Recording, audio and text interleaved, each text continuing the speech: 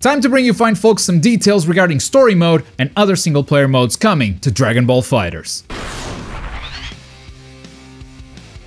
Hey folks, Globku here, and as you're probably tired of hearing, I've been to Gamescom, I watched the presentation behind closed doors, played and captured the game, and interviewed Hiroki Tomoko, the game producer. Through all of this, plus the information that we already had in the past, we start to see the big picture of what story mode is going to be, and that's exactly what we're doing today. We're putting all the pieces together. So let's start from the beginning. Story mode was first confirmed in a page of V-Jump magazine. The translation you see right now is by shonengames.com, and the text reads, "A new threat that the Z fighters must face. The new story will revolve around super androids. With Android 16 in the mix, who knows what will happen?" And also, Android 16 is back, taking down fighters left and right. Fast forward a couple of weeks and we get to Gamescom, where the story trailer was released. In this story trailer, we see a bunch of Dragon Ball Z heroes looking like zombies, destroying everything and taking down the actual heroes, except for Majin Buu, who's just taking a nap in the middle of it all. So putting these two pieces of information together, we actually have a rather compelling setting to get started. Android 16 is back, and he seems to be at the center of this. He either created or is somehow involved with these new androids. We see all of these copies of the Z Warriors, and these copies are probably what the magazine is calling the super androids. We see several copies of Goku, Vegeta,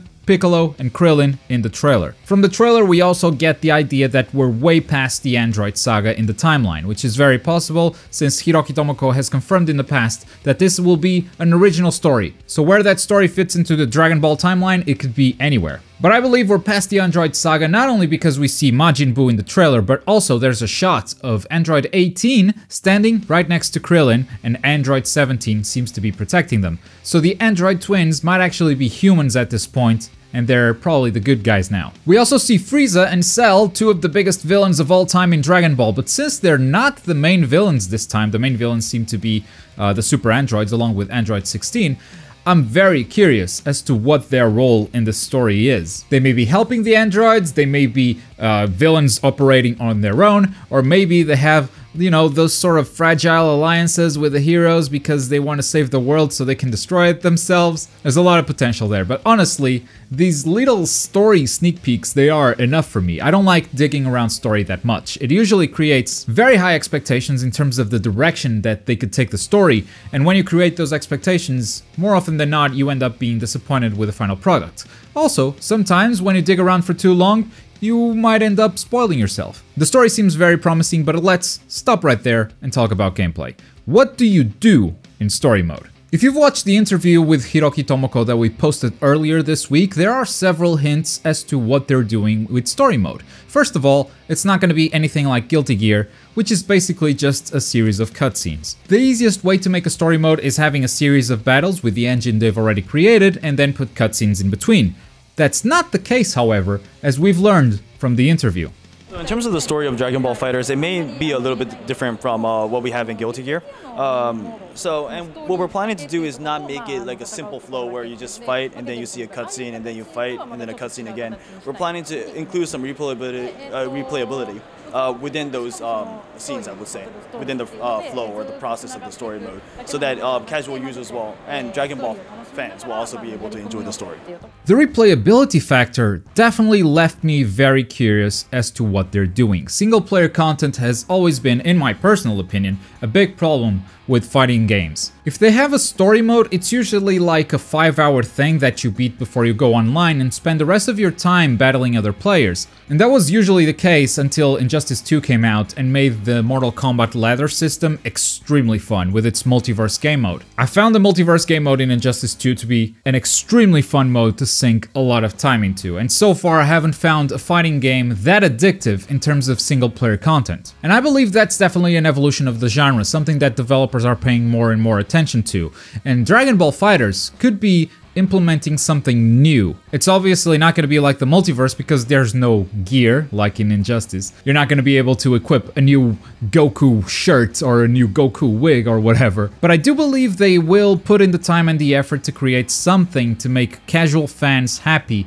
just playing on their own, not having to get their asses kicked online. So not only is story mode going to have some unique mechanics because they're making it replayable, but also there will be Boss fights. I don't have a source for this. You're just gonna have to take my word for it. I'll tell you the story of how I learned it. Basically, at Gamescom, there was a presentation behind closed doors. We had a presentation with a Bandai Namco representative, someone who's doing marketing here for the West, so he's a marketing person, but he said that he played the game, and he said that he couldn't say much about story mode, but he played it, and there were some awesome boss fights. To which I asked, "Did you say boss fights?"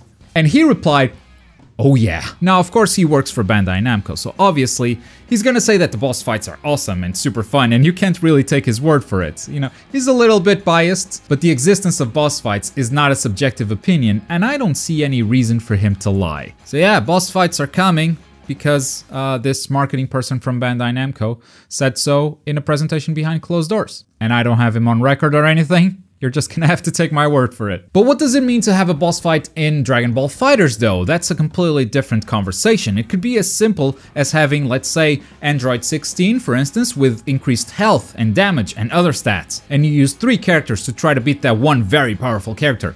Or they could totally flip the gameplay and make it something a bit more cinematic. Whatever the case, we're gonna have to wait. And I think that's all we have on story mode. I think it's also important to highlight that during that story trailer, we see a model of Bulma, as well as a model of Android 18 in a new costume. Now, costume changes is something that I asked in that interview, and they're thinking about doing it because everyone is asking for it, but they haven't actually implemented it yet, so it doesn't mean that it's confirmed or anything. And also, having a model of Bulma does not in any way confirm that she is a playable character, so please do not spread that rumor. And as far as other single-player game modes, they're not ready to announce what those are yet, but they're definitely making it, which I'm very curious.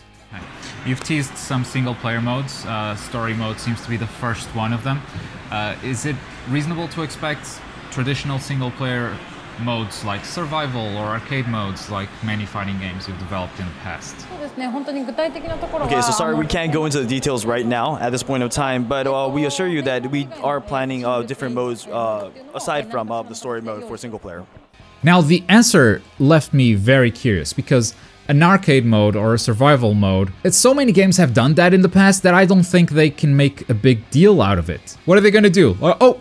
Everyone, we're announcing that we have an arcade mode and a survival mode in Dragon Ball FighterZ. Everyone's gonna go like, sure, okay. It's very expected, and that's why I asked the question the way I did. It's because I thought that was an easy way for them to just go, oh yeah, of course that stuff is in the game. But because they didn't really reveal that, I think that whatever the other single-player game modes that they have in store are gonna be bigger surprises than simply arcade and survival. But that's all the information I have for now, and that's gonna do it for today's video. Let me know in the comments below, what do you think of the setting for this story? And also, what other single player modes would you like to have in Dragon Ball FighterZ? I'm very curious to hear your opinion. If you've missed our interview with Hiroki Tomoko, you can click this video right here. If you're in the mood for something else, you can also click this video right here. But as always, thank you very much for watching. My name is Globku, and I'll see you guys next time.